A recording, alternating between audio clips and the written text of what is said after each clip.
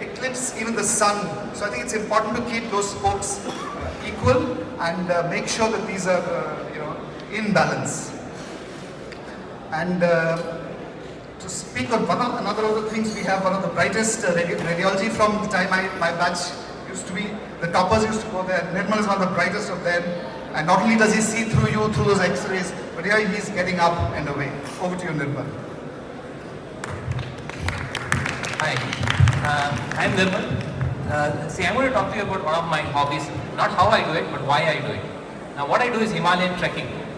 Now, the thing about our life now is that it's all about mobiles and schedules and getting up in the morning and reaching your hospital 8 a.m.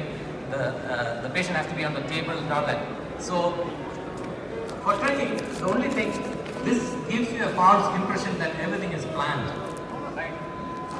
But when you get up there, what you're seeing essentially is a tectonic plate crashing against another, and mountains from 4,000 to 8,000 meters.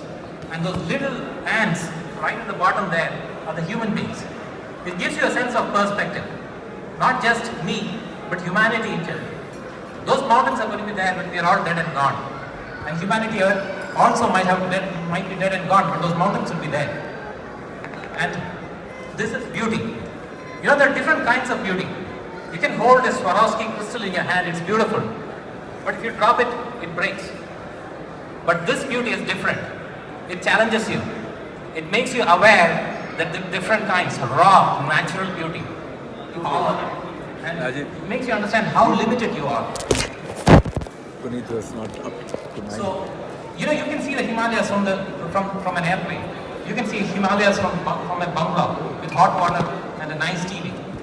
But when you're out there in a little tent, and when there's the rain and the snow and the darkness all around you, and when you have to walk 8 kilometers a day or 10 kilometers a day with 8 kilos on your back, and if you see the Himalayas, they look very different. And what is essential? Something essential is not your mobile phone, it's just your food, your water, and a place to rest. And these guys provide you that. So this all starts like this, a small group of tents, miles from nowhere, just a group of people, maybe 5 people, 10 people, and you have to keep walking. Now it doesn't matter whether it's uphill or downhill, your muscles are paining, you just keep walking. And the Himalayas are a metaphor for life. When you're young, life is like this. You have trees, the slopes are gentle, and basically you have enough oxygen around you. But as you grow up, the vegetation changes. As you grow older, the going gets tough. But you have to keep going. See, there are no bridges, there are no tracks, there are no roads. You just make your own road, just keep walking.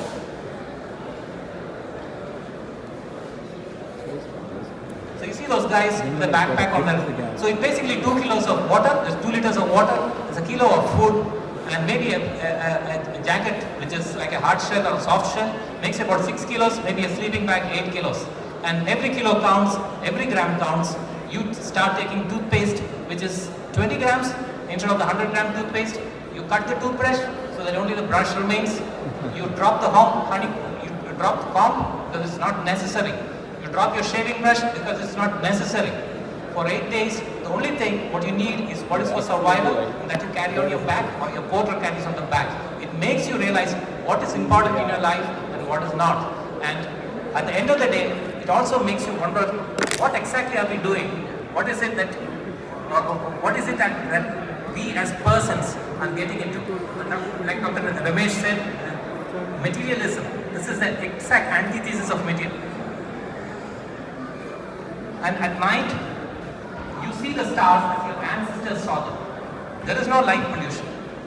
There is nothing to do. There is no TV. At 5 o'clock, 6 o'clock, the sun sets and it is darkness. You look up in the sky and you can see 1,000,000 stars. You see the stars the size of, they're really big because you can see that. And you can see red stars, blue stars, white stars, yellow stars, which you can never see here. And as you go up, slowly the vegetation changes, the trees disappear, and you can see the weather can be anything. It can be raining one moment, it can be sunny the next. You don't have any control over it.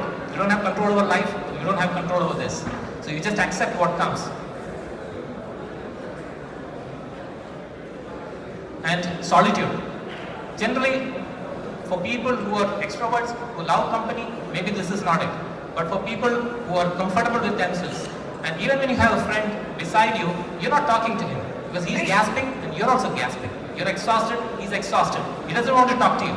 Sometimes you drop back, the other guy is a kilometer behind you. So it is basically a challenge. You are competing with yourselves. You just keep moving, that's it. You're not trying to beat anyone. Sometimes you trek early in the morning before the sun comes up and the vistas are stunning. You see that? And you see signs of death everywhere. Sheep which have died, carrion, the huge Himalayan griffin which is feasting on dead animals.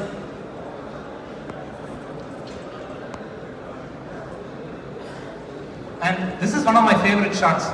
You see that little person right down there. And many times, every step that you take, you have to gasp. Because at 14,000 feet, you take a step and you wait. You take a few breaths. You take the next step, you wait. It makes you understand how life is so easy for us. For when you have to even take a few steps, you have to struggle. And at the end of the day, physically you may be exhausted. But at the end of the day, you come back to the campfire and you eat some simple food, dal and a chapati and maybe a few vegetables, and if you're lucky you get some chicken, and then you realize what life is all about. And sometimes the weather can get pretty rough. Like I said, there is no schedule here. You can't say that, yeah, 3 days, I got to reach back, I got an airport, a plane waiting for me, I got to get back. That doesn't work here. Sometimes you don't reach your destination. What's your destination? Oh, I'm going to Hamta Pass. You may never reach Hamta Pass. That depends on nature. But you have to understand that sometimes the weather was really bad. You have a snowstorm. You're stuck. You're stuck for 3 days, 2 days. And you ration yourselves and you'll get out. And you get out alive. It's not, you're not mountain climbing, you're trekking. But your plans can go out of the window.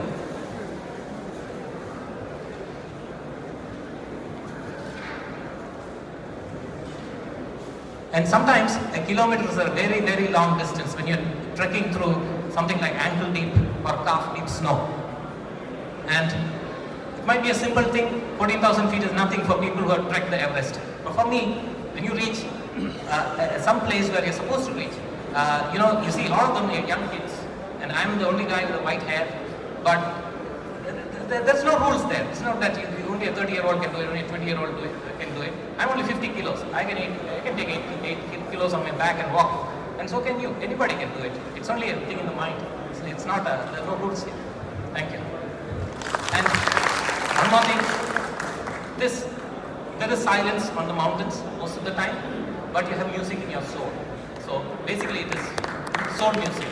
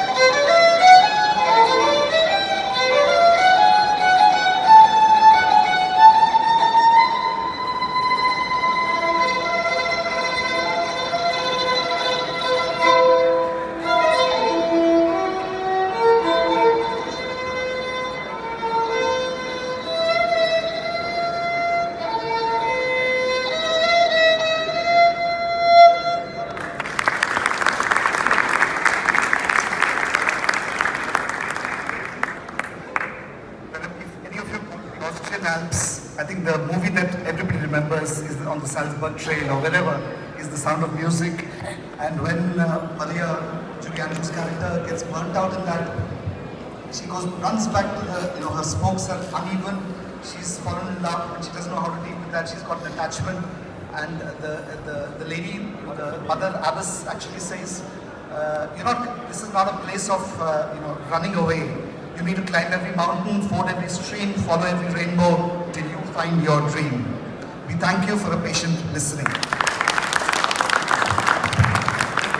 And ladies and gentlemen, the gentleman who performed the violin piece for us is a brilliant neurosurgeon, Dr. Srihari. He's our special guest. He has come all the way just to give this 2-minute performance to enthrall the audience.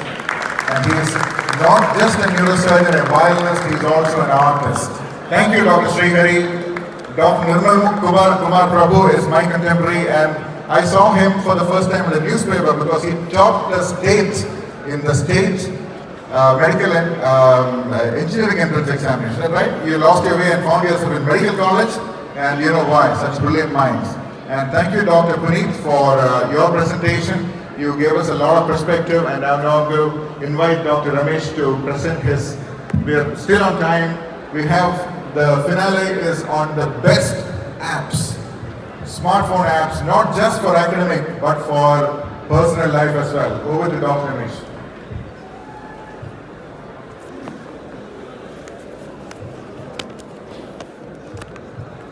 We promised to finish on 1 o'clock.